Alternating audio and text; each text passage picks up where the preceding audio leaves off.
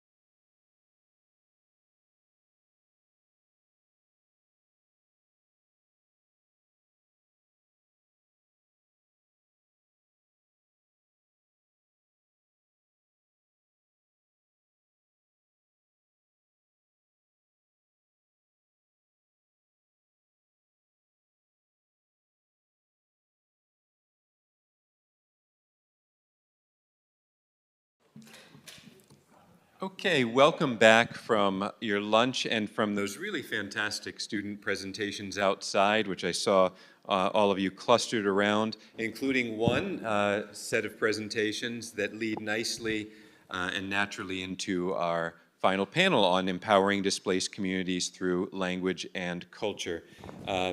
And for this, I want to turn over to my colleague, Jennifer Goodlander, who directs our Southeast Asia Studies program at the Hamilton Luger School, and who's also an associate professor of comparative literature, to talk more about cultural and linguistic preservation among migrant communities. Jennifer. Great, thank you so much. And thank you so much, everyone, for being here. This has been a really interesting conference so far, and I'm really excited that we're able to contribute to it. One of my visions for the Southeast Asian and ASEAN Studies program is not only to encourage research and classes and learning about Southeast Asia, but to connect with the Southeast Asian communities around us as well. And this panel is a part of doing that. So I want to ask the panelists, we're going to start with each of them giving an introduction of who they are and talking a little bit about their work for some context. Okay, I will begin. My name is Kelly Harper-Berkson. I'm faculty in linguistics here at IU. I'm the co-director of the Center for Refugee Studies and the director of the Chin Languages Research Project. So I'm going to tell you two things, and then we can circle back to them. First, I want to tell you what linguistics is. We have heard in various ways over the course of the last 2 days about the fact that language is at the heart of a lot of the issues that we're talking about. Linguistics is the scientific study of human language, and we study all sorts of aspects of language, so speech sounds or certain constructions or how language is used in identity building, et cetera. And what I will say is that I think having access to your mother tongue is a basic human right.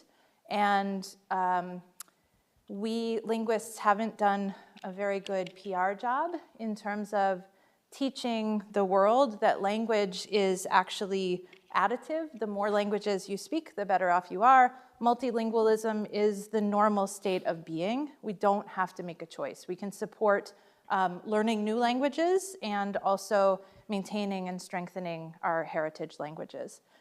That's just true, okay? So policy-wise, I'm not a policymaker. I don't know how to do that. But cognitively, we are all better off when we have more than one language.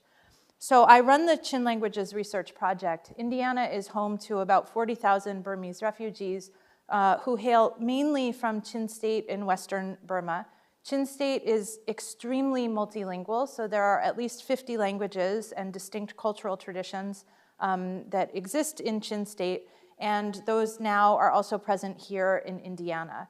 It's extremely common for people in the Chin community of Indiana to be highly multilingual, speaking 3, 4, 5, 6, as many as 10 languages. And we have lots of Chin students on campus, so hopefully you all got to meet a bunch of our team members at the posters just a moment ago. The Chin Languages Research Project does scholarship and documentation on languages. We work in linguistic documentation, but we also work really closely with students to equip them with the skills and the confidence that will let them participate in venues like this. And I think that, in academia, we say a lot of the time that we want to diversify the academy, that everyone deserves a seat at the table, but the table wasn't built for everyone. And so the CLRP works really hard to help make the academy feel like a safer space, like a place where people who aren't necessarily familiar with the ways that things work in the academy can become comfortable, can become familiar, and hopefully take my place on this stage at the next iteration of this symposium. Great. I'm John Kay. I'm an associate professor of folklore, and I'm not a linguist. Makes me distinct here. In fact, my area of specialty in folklore is I'm a scholar of Indiana. I study this place. I'm what you would call the state folklorist. For the past 20 years, I've worked to identify, document, and promote the folk and traditional arts of the state of Indiana. So that means I go down and work with 4th and 5th generation hoop net makers down on the White River and the Wabash River. That means I work with ballet folklorico dancers up in East Chicago. That means I work with glass artists in Elwood that go back generations. I'm working with all different types of musicians and craftspeople all around the state of Indiana. Some of those are indigenous traditions, like the Miami, who still make elm bark baskets up in northeast Indiana, or the Potawatomi, who make black ash baskets up in the South Bend area. But a few years ago, I discovered that there were basket makers in Indianapolis, and they were making traditional chin baskets. And I've studied baskets all over, pine needle baskets and sweetgrass baskets along the Atlantic coast, down the southern part of the state. I've worked with indigenous basket makers in northern Indiana, white oak basket makers in Appalachia, bamboo basket makers in Guangxi, China, all types of basket makers. And then I get to sit across from these men because Kelly introduced me to her students, and her students introduced me to them. And I discovered these two men, Nai Chum and Cheole, and they were making these incredible baskets like this one right here. And you probably can't tell what that's made out of, but in the warehouses where many of their family members work, there's this plastic strapping that they use to make, they use to tie down pallets and the like. And they've started making all of these different types of traditional baskets. And I found out through talking with them and a few other people that there are these kind of two traditional arts that are really highly prized in that community. One is basketry. Go to a performance or something like that, you'll see baskets decorating the stage, kind of symbolic meaning that's been attached to those. And the other is backstrap weaving. And so we did a project working with MM, raise your hand, MM, to start this program called Winding Wednesday, which was helping younger Chin women learn traditional weaving from older Chin women, and then it turned into all types of handicrafts and foodways, and it was going to be like once a month, and it turned out to be every week. We then were able to get weavers into our apprenticeship program. Then we started working with Reverend Lay and Nai Chum and doing classes for students with basket making, and it was really felt like I was doing some of the most important work of my career, because there was this disconnect between the traditional knowledge of the elders and the younger people, and there was this need to try to bring these two things together. Now, for many folklorists, we would have this conversation that this is important because it's heritage, because it's old. This is part of our culture. It's significant. You get these things thrown around. But I want to add one more thing to this. This makes us human. These types of everyday creative practices, these things that connect us with communities, these things that give us senses of purpose, this is the power of the folk and traditional arts, is that they help us feel connected. It gives us meaning. It feels like we have a reason to be here. Now, you think about here among most of the Western, you'd say Indiana, mainstream culture, you might call it, we have an epidemic among older adults of isolation, boredom, helplessness. All of the traditional arts, whether you're from Indiana originally and your family have been here for generations, or you're newcomers, if you practice these traditional arts, you have this kind of culturally proven strategy for resisting feelings of boredom, feelings of isolation, feelings of disconnection and helplessness. And so that's the point for the work that I'm trying to do, is the fact that we don't just need these because it's old traditions. We need these because it connects us and gives us purpose and meaning. So. Thanks, John. My name is Michal Temkin-Martinez. I am a professor of linguistics at Boise State University. This is my 16th year there. And my original training is actually similar to Kelly's in that I was trained in theoretical and experimental approaches to linguistics, all work that can be done in front of a computer with a couple of books and some articles. And the experimental stuff required some people. But I always sort of saw it as a means to an end. As a grad student, I sort of thought, I knew I wanted to be a professor. I knew I had to get the PhD. This was the thing I could do because there was nothing else at my institution. But once I interviewed at Boise State, I learned that Boise is a resettlement city. And when I looked into what that means, I saw that the only linguistic diversity really that we have outside of Spanish speakers in the state of Idaho came from the local population of New Americans or resettled refugees. And I immediately thought, okay, I'm gonna change my research trajectory to really be place-based, if I get hired here, of course. This is during my interview stage. I really wanted to change my research and was thinking, how do I adapt it to this place? And I thought, well, I can help document the languages spoken by those who were resettled in Boise. And naively, I thought, as soon as I got hired, that I would just contact people and they would be so excited to have the languages documented.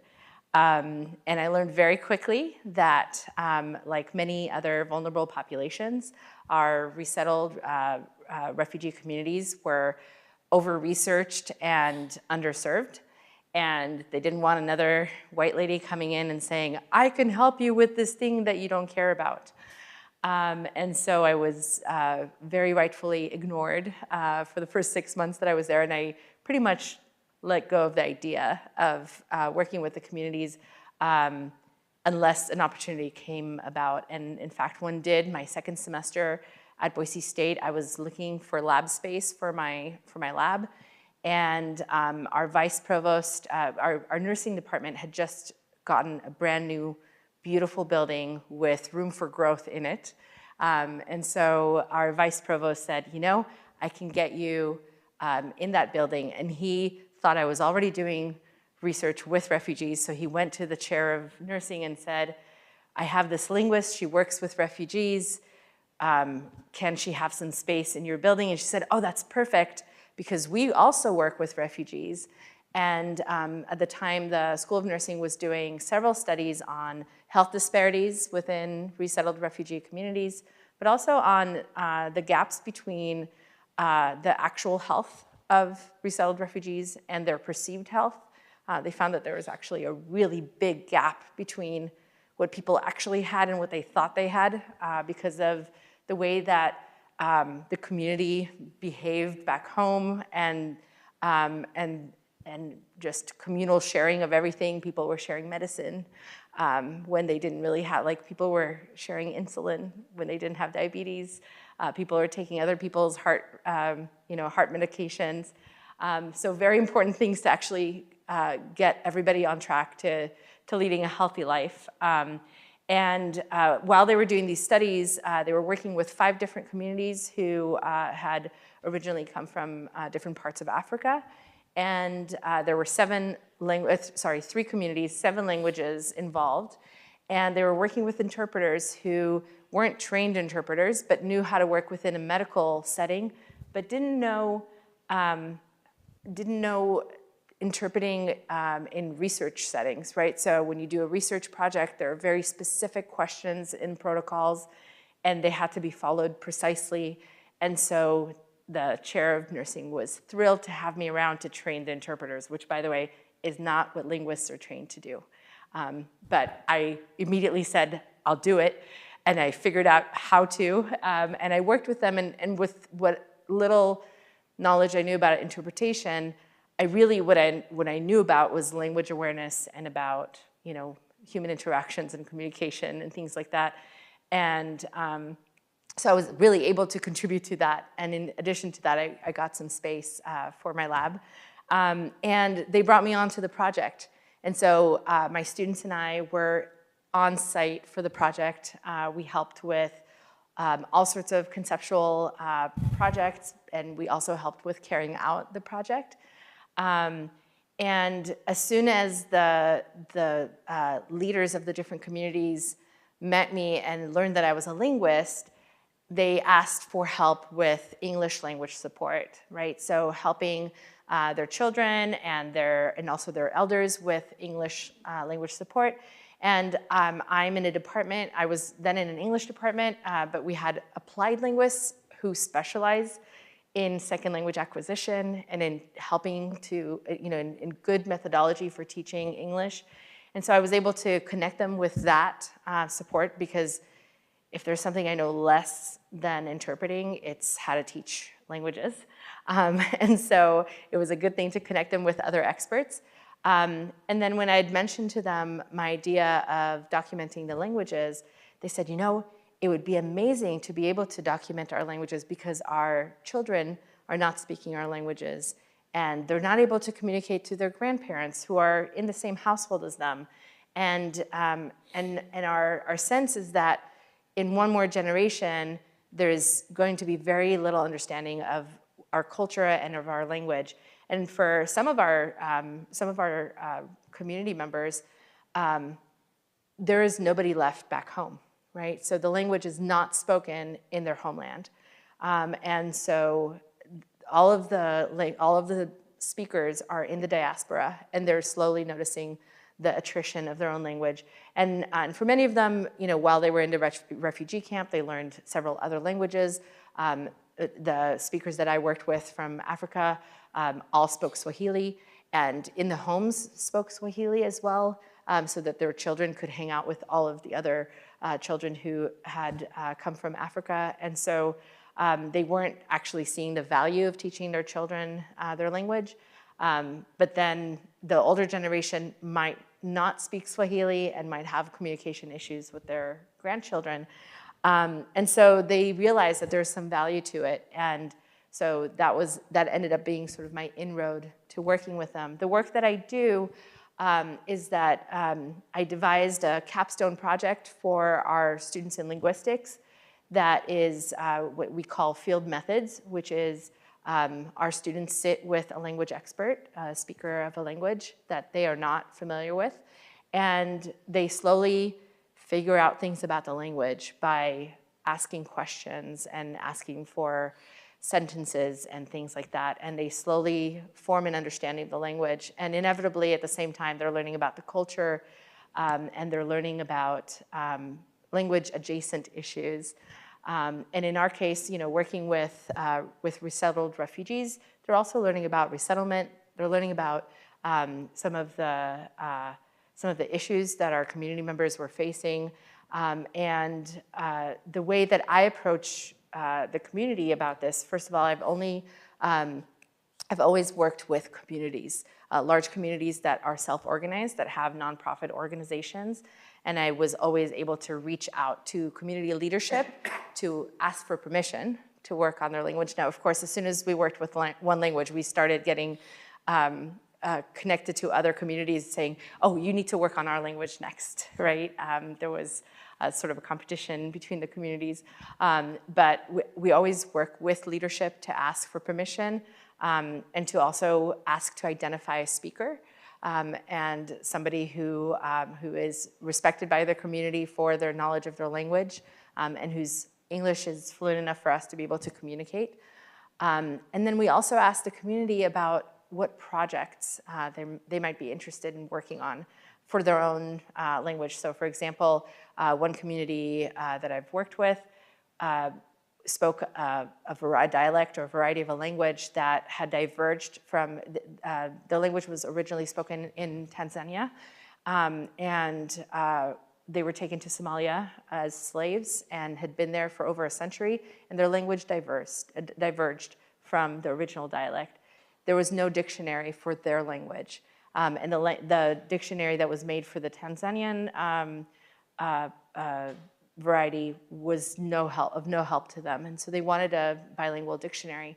Another community had a very rich set of proverbs, like over 300 proverbs, and they had a community member who was an expert on proverbs, and so they wanted their proverbs documented. So we really work with community members to determine who works with us, and to also determine what we work on. so that it's not just about my students benefiting from having access to a speaker, to a consultant, but rather there's mutual benefits to both the community and to us. Importantly, to train our students in figuring out how to be contributing members to their community and how to help with the skills that they've learned as linguists, how to be of help to all community members. You're next, Ken. Excuse me, I'm testing. All right, I'm Ken van Beek. If you think that I'm a Dutch, I'm not. Van means heaven. Beek means superlative marker, so I just came down from heaven, according to my name. I'm a faculty member at Cal State Fullerton in the Department of English, Comparative Literature and Linguistics, and I'm in the linguistic part. My journey to this is very long. It could take 2 days, but I studied physics in my undergrad, and on my way to become linguist, I studied theology, so my name is really appropriate. God did not like what I said. Yeah. Wait, the battery's here. I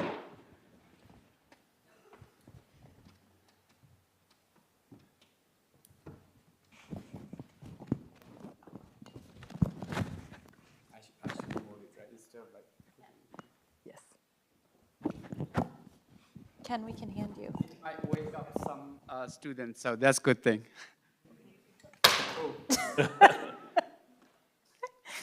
Take the mic. All right, so much for drama. I'm the end part, so where were I? Okay, so first of all, I would like to thank the organizers for the Global and Area Perspective 2024 Symposium on Migration. And I feel very honored that I'm a part of this symposium. I'm going to talk about my life because I think my life is relevant as an immigrant to this country, as this is a symposium on migration. So I grew up in Hakka, Chin State, and I went to Yangon University for my undergrad. And I came to the US when I was 26. And after 20 years, amazingly, I earned a PhD in linguistics from UC Berkeley. As a linguist, I work to document and celebrate Chin languages. There are many Chin languages actually spoken now in the US, as Professor Bergson indicated. And here in Indianapolis, rightfully called as Chindianapolis sometimes. So I consider myself as a bridge between Chin communities and mainstream American culture, especially so that the Chin immigrants could integrate into the mainstream, American culture, and they could become well connected. So I'm sure you are aware that that kind of effort involves helping American educators and social workers to help the Chin communities in this their integration effort. So my main effort has been to work with educators like university professors, including IU professors, so that our Chin students could come to these great universities and also become responsible citizens where they live. I also work with social workers, and I sometimes work with courts for some Chin criminals, unfortunately. I hope that I could inspire my Chin youths to become educated Chin American who bridge the Chin communities with mainstream American. One of my proudest moments was when I wrote a letter of recommendation for Miss Suin Hempar, who you saw her poster presentation for a PhD program here in IU. And she's a PhD candidate now. I think she would be the first Chin woman who would, I don't know other Chin women, but so be a PhD. We are very proud that I hope that many other Chin and Burmese will continue her footsteps. And I also hope that these youths can bridge these Chin communities back to the Chin communities across, back to Burma and also across the world. Thank you so much.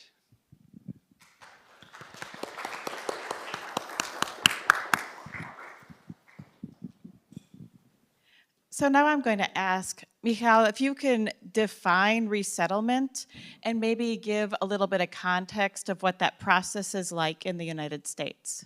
Thanks, thanks for that, Jennifer. And as we were preparing for the panel, looking at the other panels that were presented before us, we were thinking that it would be really helpful to understand the resettlement process in the U.S. Context, and to understand what it's like for newly resettled refugees once they're here. In the U.S., first of all, historically, the U.S. has resettled about 0.5% of the world's refugees, right? 0.5%, which is not a huge number, and is something that we, working in the academic context in our communities, when there are complaints that there are too many refugees in our cities, I like to bring up that statistic. It's just a really, really, really tiny, tiny sliver of that number that we got yesterday from Tariq, the 120, almost 120 million people who've been displaced, right? And the way that, the US has mandated for every single state to have at least one resettlement city. So every state is mandated to be welcoming new resettled refugees. But the way that the state manages the resettlement is up to the state. They can either do it through an office within their government structure, or they can sort of farm it out to NGOs or to nonprofit organizations. And the way that, what all of them have in common is that once you are resettled as a refugee, you receive 8 months of subsidies. And during those 8 months, if you are of working age, so between the ages of 18 and 65, it is mandatory for you to go to intensive language classes to learn English, to be proficient enough to be financially independent. The main focus of those classes is to get you to a level of proficiency that could lead to financial independence. And financial independence is more or less defined as you are offered a job and you take the job, and that job will provide you with enough funding to not have to live on government subsidies. Now, the trick to this is that if you are offered a job for which you have enough language proficiency, you must take that job, even if it's within the 8 months. So an example of this is one of our collaborators in one of our projects was a neurosurgeon back home in the Democratic Republic of Congo, and arrived in the US having a fairly rich vocabulary in English and fairly proficient in English in general. And so he was able to get a job immediately as a custodian, right? But the agreement is you are resettled, and if you are resettled, you must take a job as soon as you are offered the job. And so he wasn't able to complete his studies of English to become advanced enough to maybe get into a PA program or another sort of professional program that can help him train to go back into practicing some form of medicine, not necessarily as a doctor, but in the healthcare system. And this varies pretty widely among the different people who arrive. But again, the main stated goal of the program is to get folks to be financially independent. But if they're taking those first jobs that are offered to them, they're often making minimum wage or close to minimum wage. Without a federal minimum wage that is a living wage in most of our states, that makes the situation pretty tricky. And it makes it so that they are still financially dependent on state subsidies, even if they're working full-time in many cases. Importantly, the goal of the intensive English program is not to lead adults of working age into higher education, right?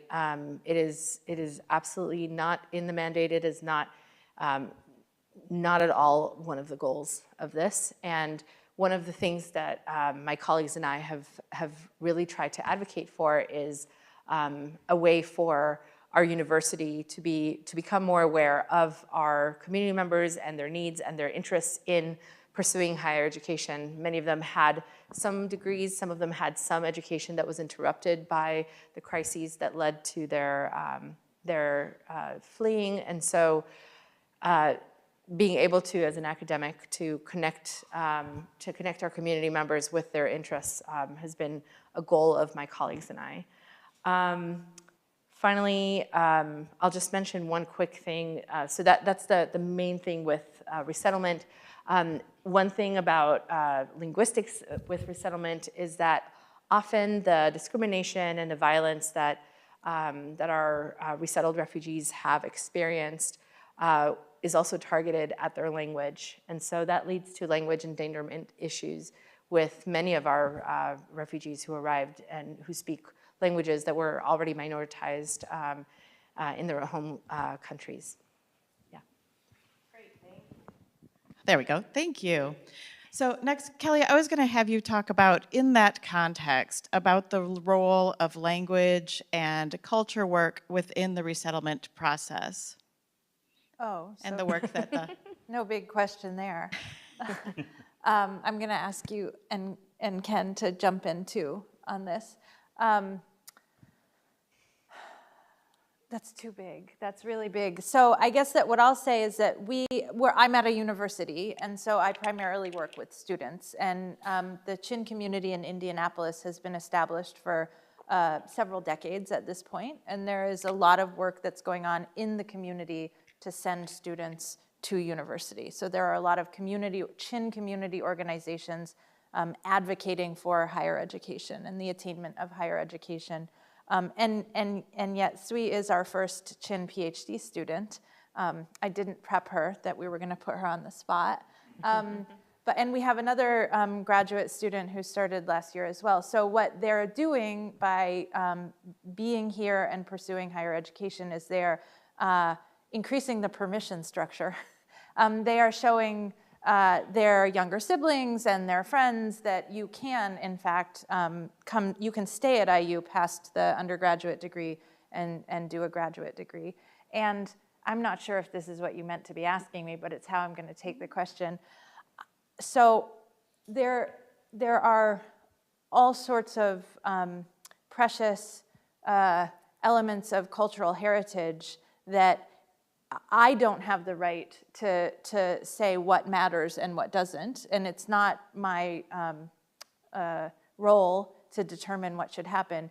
It is community members' job to do that, but I'm at a university and I have a certain set of skills, and I also have access to resources, and I have a comfort level with going to administrators and asking for help with things.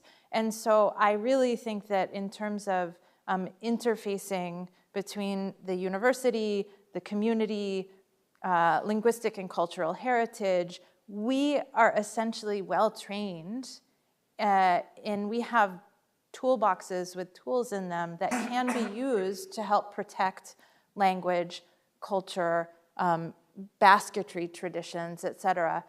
What we can do is develop close, authentic, reciprocal working relationships with students so that they develop a level of comfort that will let them say, this is something that's really important that we should be working on. So, you know, we may be the ones who write the grant proposals and get the money to make the work happen, but if we're the ones determining what the project is going to be, I think we're doing it wrong.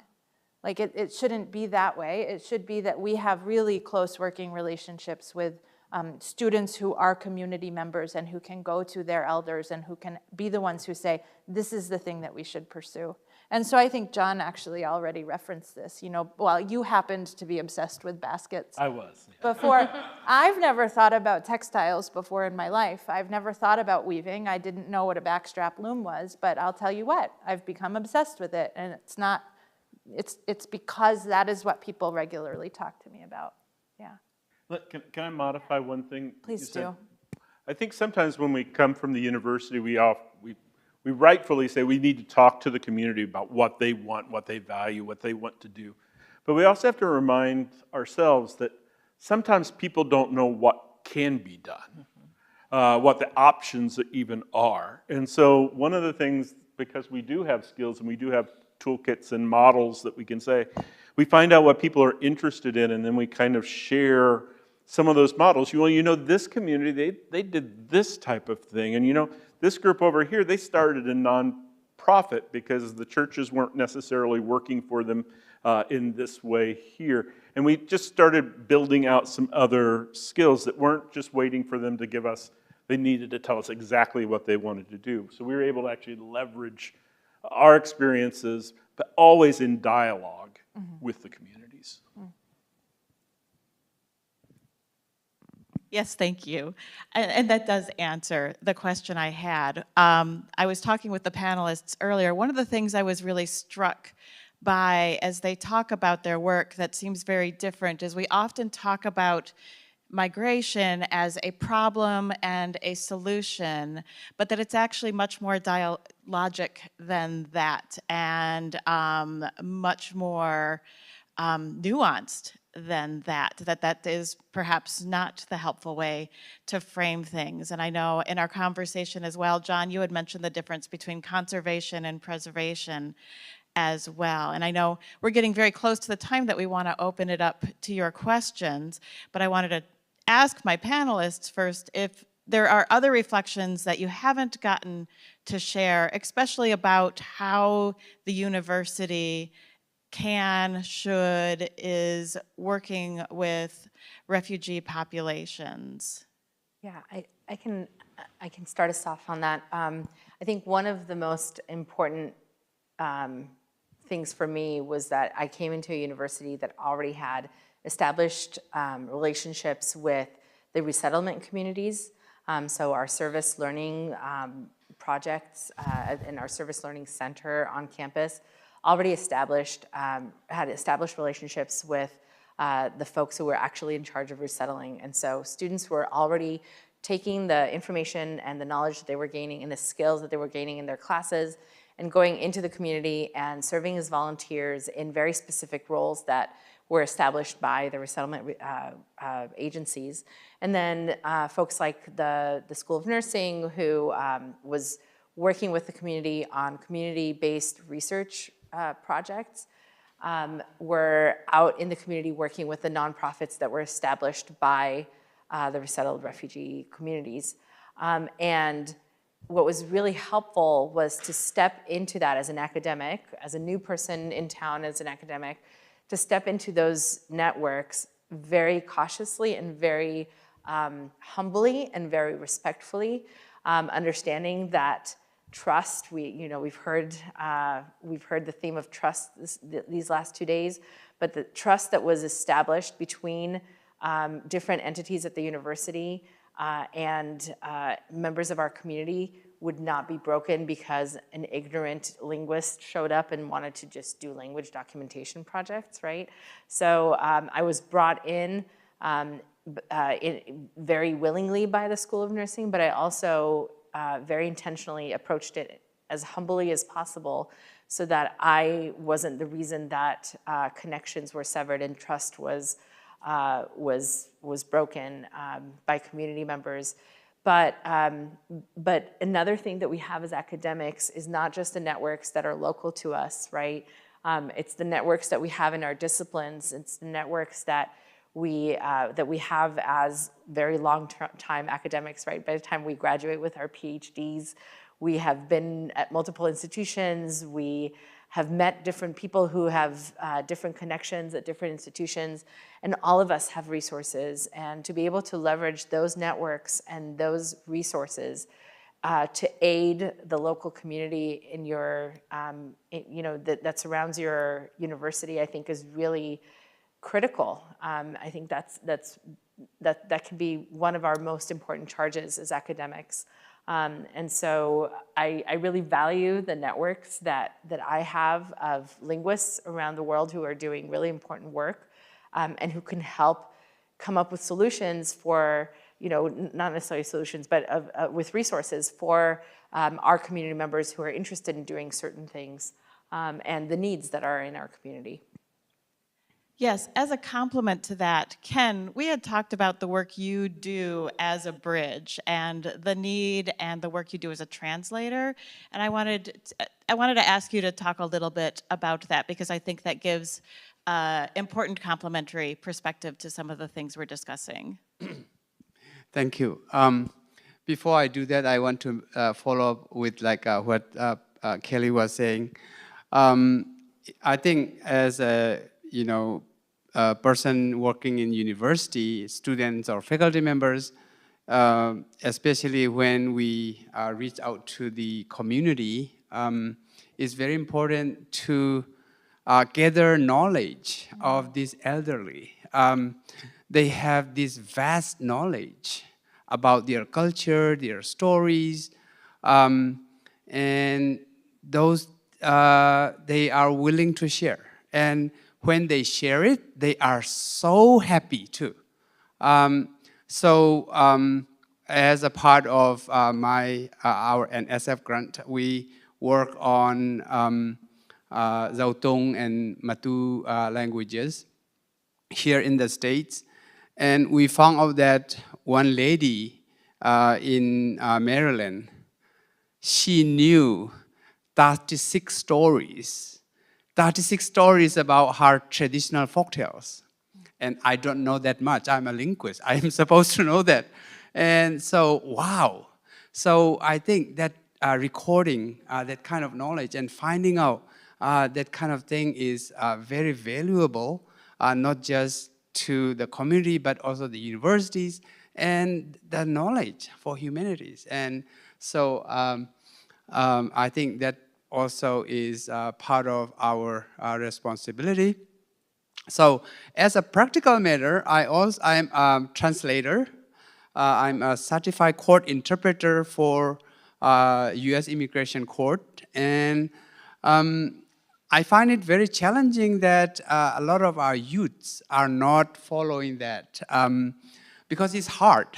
If you deal with courts, that's a very hard.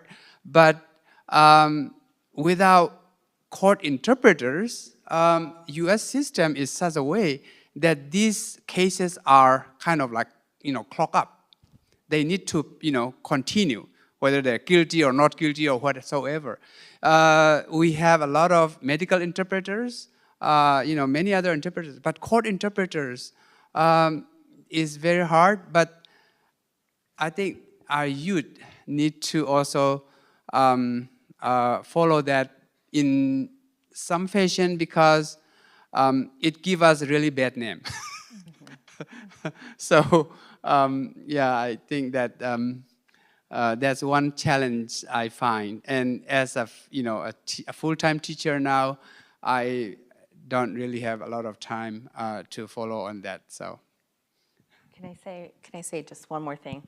I appreciate that you brought up the elders. I think I think there's something really powerful in elders sharing their stories and sharing their knowledge, right?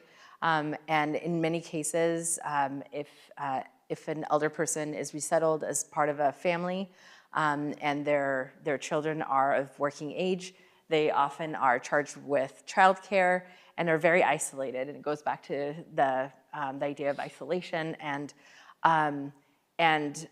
bringing in elders to share their knowledge and share their stories really can help with their well-being.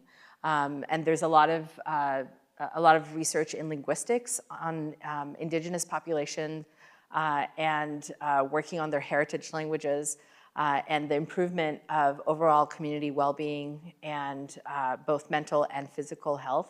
And that's anecdotally, that is a lot of what we see in our communities when we work with their youth and with their elders on their language.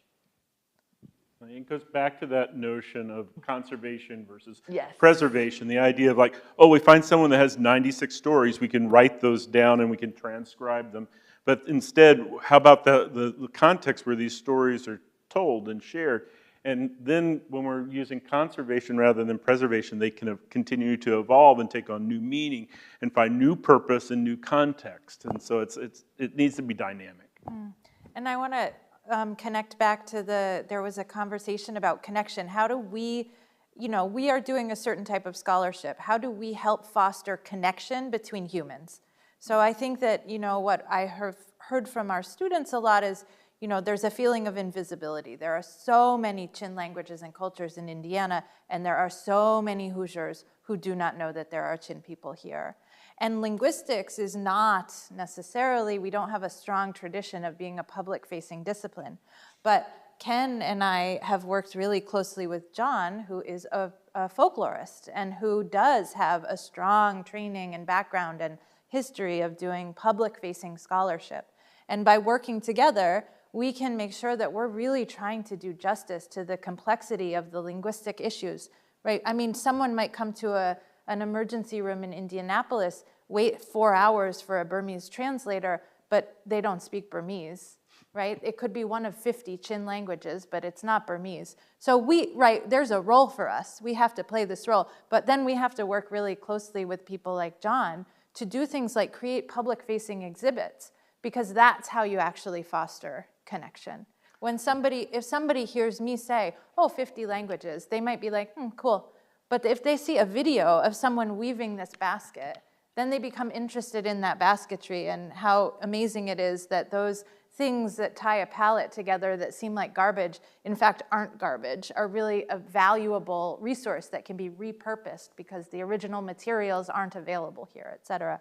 So this sort of collaboration is really crucial. And we can't lose sight of the fact, too, that when we pay attention to something, because we're at the university, that all of a sudden it causes other people to say, hey, why is this guy? I remember showing up at this backstrap weaver's home. I asked her how, Pianki, I said, how often do you get to weave? And she goes, every day. I go, oh, you get to weave every day? How long? And so every day. She was weaving all day long. The parents go to work, the children go to school, and the grandparents are stuck at home alone. And she was just weaving nonstop. And so it's this idea of bringing these resources together that we can show attention. But anyway, I'm there in her living room talking with her, and her grandson comes home. And there's this big fat white guy sitting in the living room, and it's like, who are you? Why are you here? I'm here to talk with your grandmother. My grandmother? And just couldn't believe that I was actually interested in that. And Sui was telling me that once we started exhibiting the baskets and doing programs with the baskets, now you start seeing baskets that are on the stages at community celebrations. They're hanging in people's homes. They've taken on new significance because we bring attention. Language takes on new significance because we tell people those languages matter. It takes us doing it. I get money from the National Endowment for the Arts. I get money from the Indiana Arts Commission. I should be making sure that those funds are spread both equitably and also where they need to be spent. And I see that the Chin is one of the places that we can do that. Thank you. So I want to make sure we have time for a few questions. So who has a question for our panelists? There in the front. Serafin, right here. Right here, right here. Thank you. I'm Beth Samuelson. I direct the African Studies program, but I'm also in the School of Education and Literacy Studies. And I've been working with a small group of students, mainly graduate students, looking at how we can encourage and build a cadre of people who are authors, translators, illustrators, funders, boosters for creating literacy titles, reading materials, juvenile titles for children in their own languages. There's a project in Africa, in Johannesburg, called the African Storybook, and their motto is 100 books for every child in their own language. And I'm just wondering if you could talk a little bit about what you've seen or how you've been involved in developing materials for children. And they could be, you know, the stories. The stories can be provided in titles that are appropriate for children, sort of helping them to remain connected to their families and their communities and their cultures. So we just see this as a way to, like how can we go about doing this? And I'm just really curious to hear what you're doing. Yeah, sure. I'll start us off. I'll just say one of the communities that I worked with was interested in compiling a storybook for children.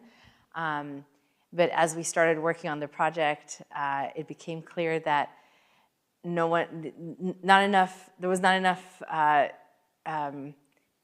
interest to carry forward with the project in the community, and there was only one person who could be our storyteller. He was the person that we worked with, and what I tried to do was to then connect him with our creative writers, creative writing students who were advanced students already, and with illustrators to illustrate the stories.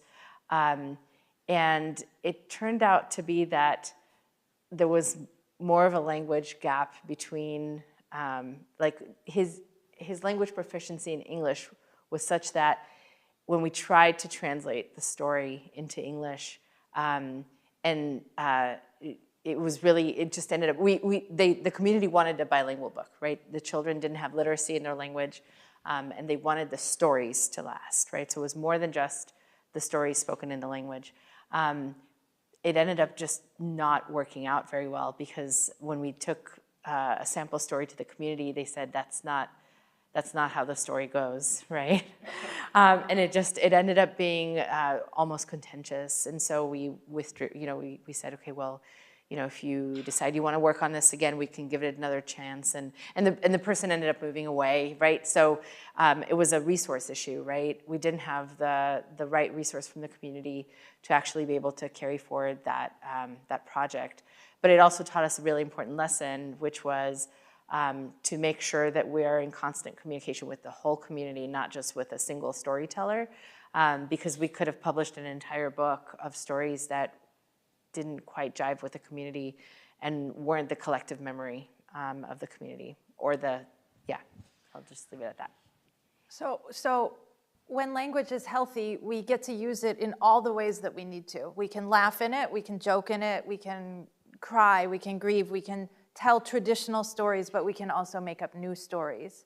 And so one of the things in the Chin community, again, highly multilingual, please see our posters if you didn't before, and please subscribe to our YouTube channel.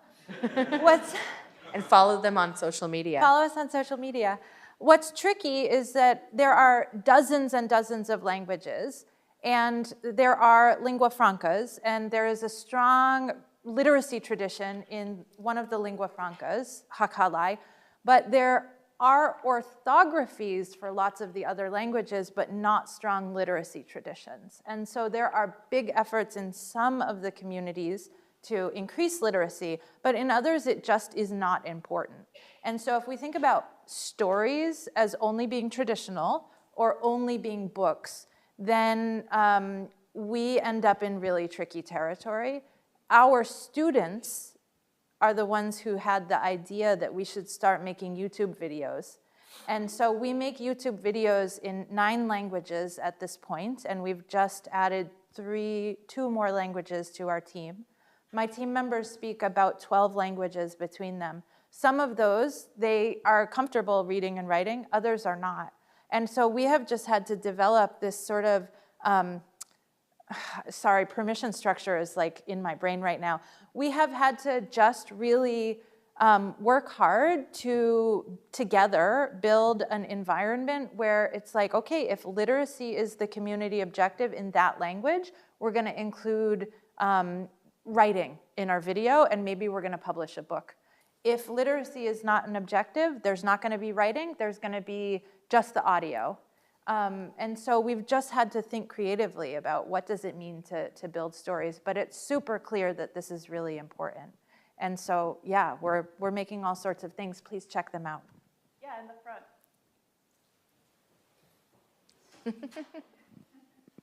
Thank you. Thank you for very interesting ideas sharing this panel. Yes, I'm a Quechua speaker from Peru. I've been working with my language for more than 30 years in language revitalization, language documentation, lexic dictionary development. And I think that's very important, not just to documentation has to go hand in hand with language revitalization, even language reclamation, preservation, development, maintenance, so to avoid that language shift. And I think technology is a wonderful resource to utilize to promote indigenous languages in their respective places and also in the diaspora, in different countries, like in the United States. For example, there are more than there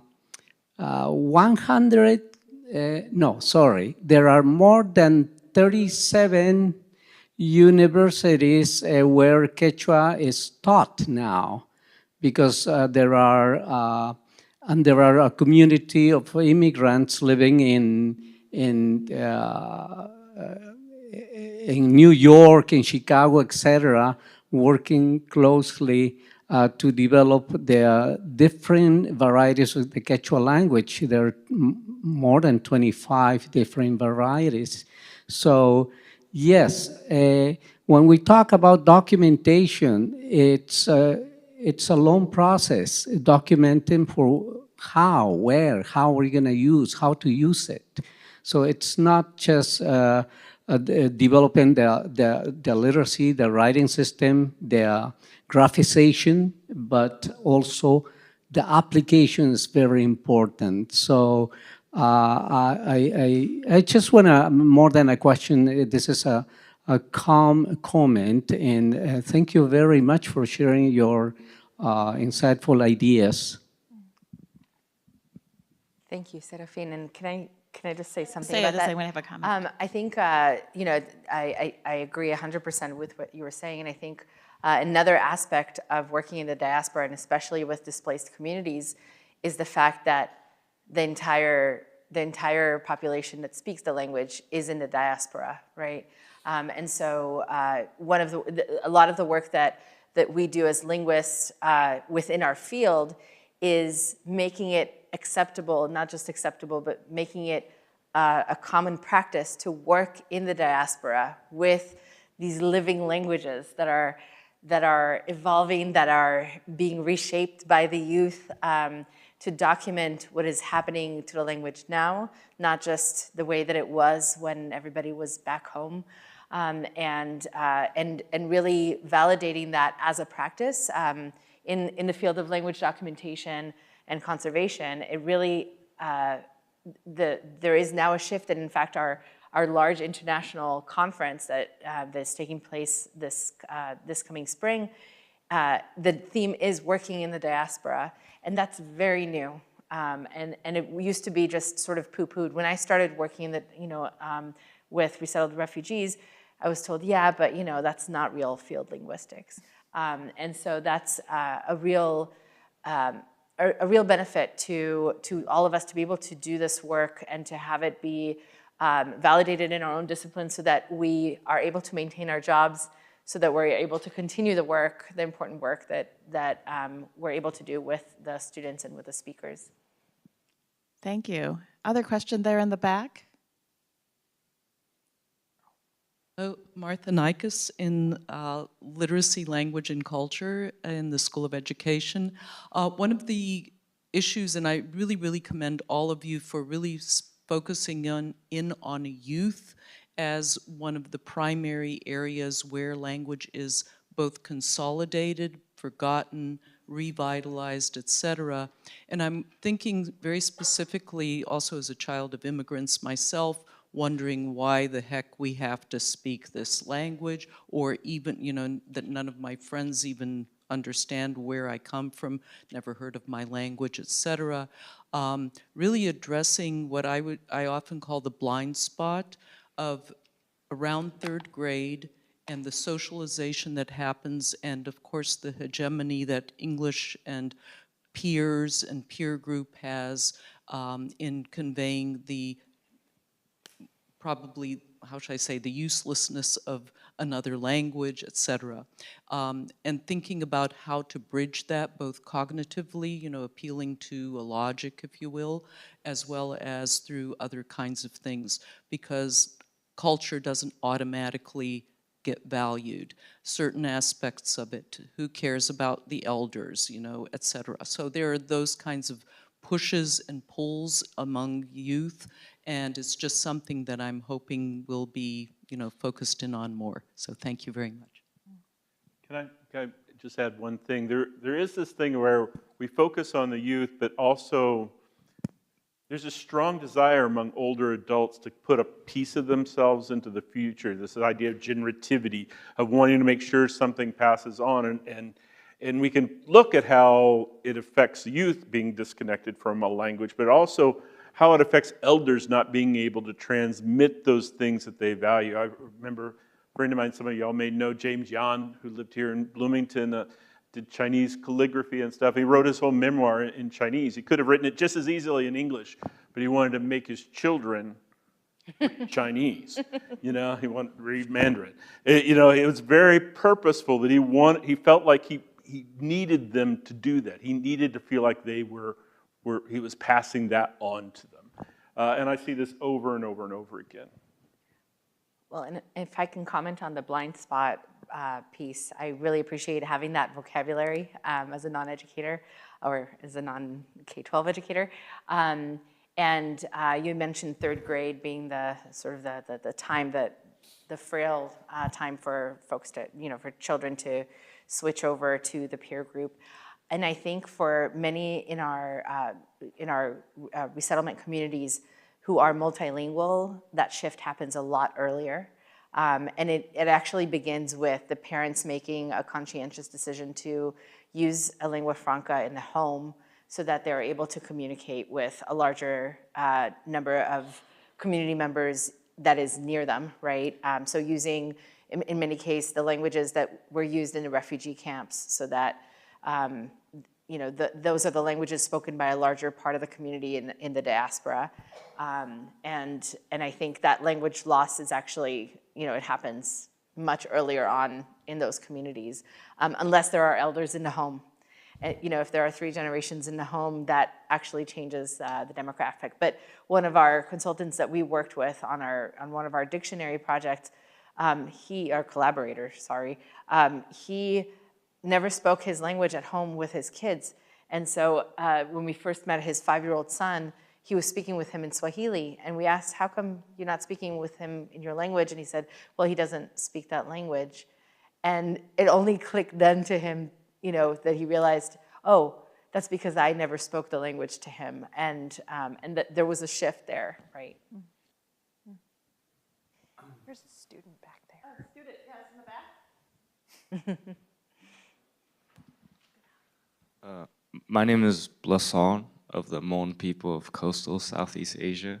Now, as someone who's young and an American-born student of linguistics, undergraduate, actually very early on, how do I begin to use my unique role to advocate for and empower like my people, not just through documentation of our like very rich and ancient indigeneity, but more importantly, revitalization amongst the youth. And as someone who's young, for a language with very little institutional support. That's a great question, thank you. I'll start by saying at a sociolinguistics conference maybe 5 years ago, I heard a very famous sociolinguist, John Rickford, say, sometimes when students start feeling the urge to do practical work immediately, they think they'll abandon the degree and they'll go do the work. But the degree is how you get, or the course of study, it doesn't have to be a degree, is how you get the tools that you're going to use to let you do the work that you want to do. So you are already taking that very first step. And being at a conference like this and listening to, there are people who you've heard on the stage who probably you thought, I like what I'm hearing, I can imagine myself talking to that person. So then email that person, talk to that person, find the other people who are doing the kind of work that you want to do. Your work is going to be unique to you, but you are not alone. There is a vast network of people. Serafin just told us that he's been doing this work for 30 years. And there are people who have so much experience and so much expertise, and it's not going to be exactly the same as the challenge that you have. But I think that I'm rambling, but my number one, the thing that I'm trying to say is you build networks.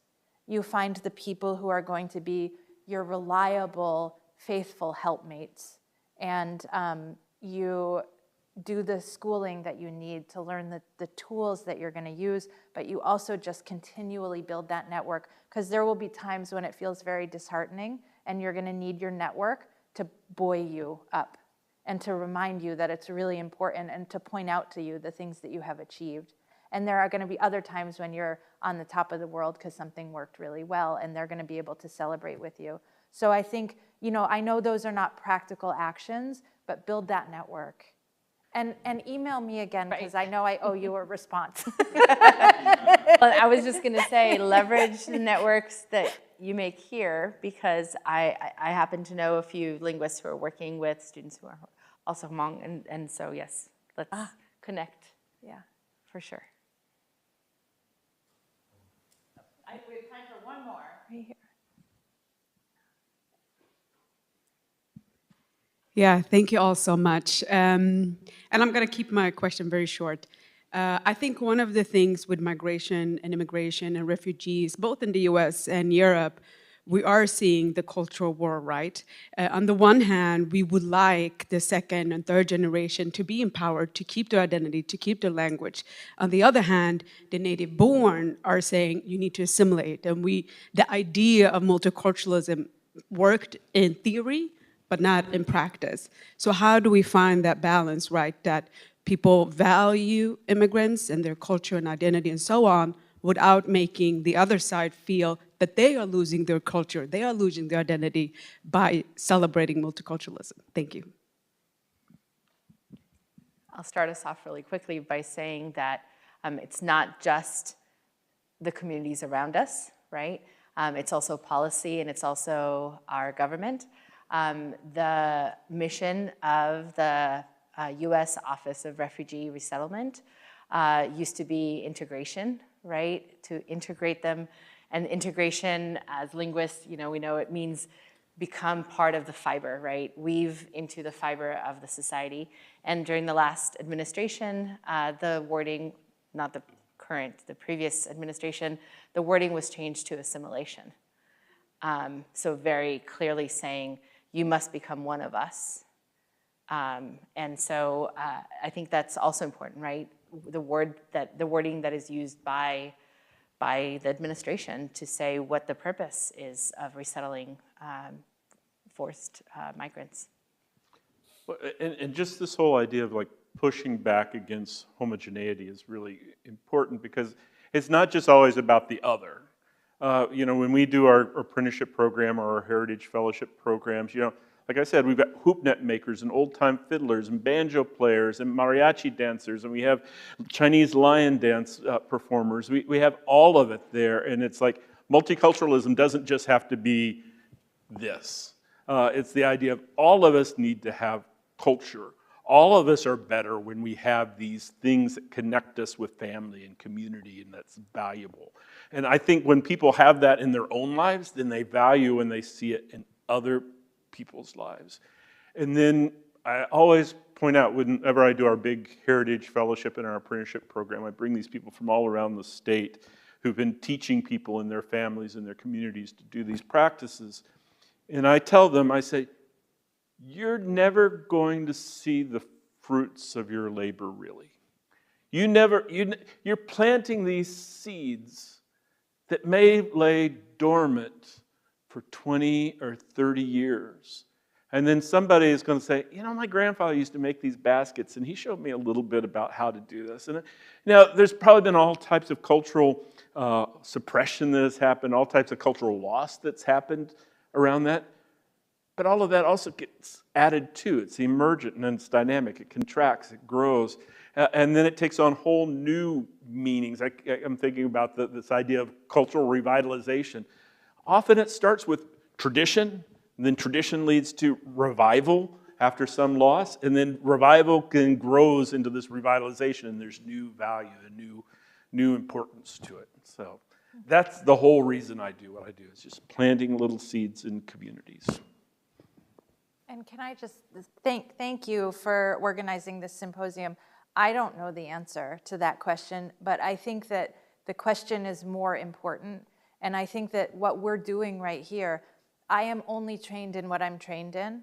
I'm one human, and I will never be able to do all the work that I want to do.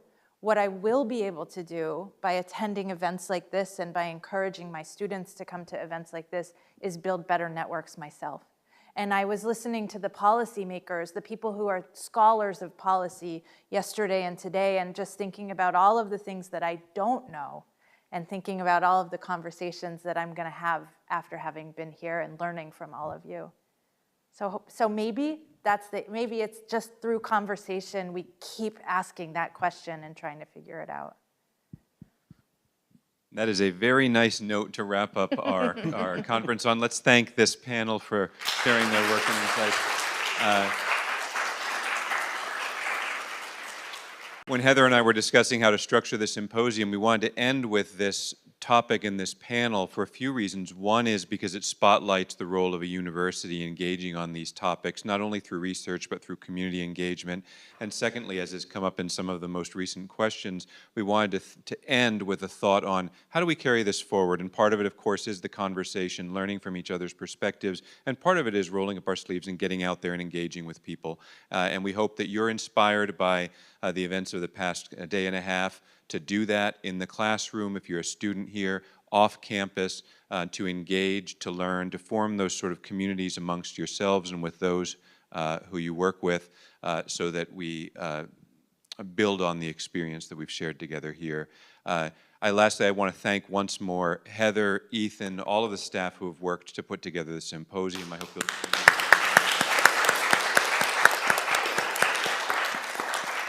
And I also, of course, am grateful to all of those of you who came from around the country to share your expert insights with us and perspectives.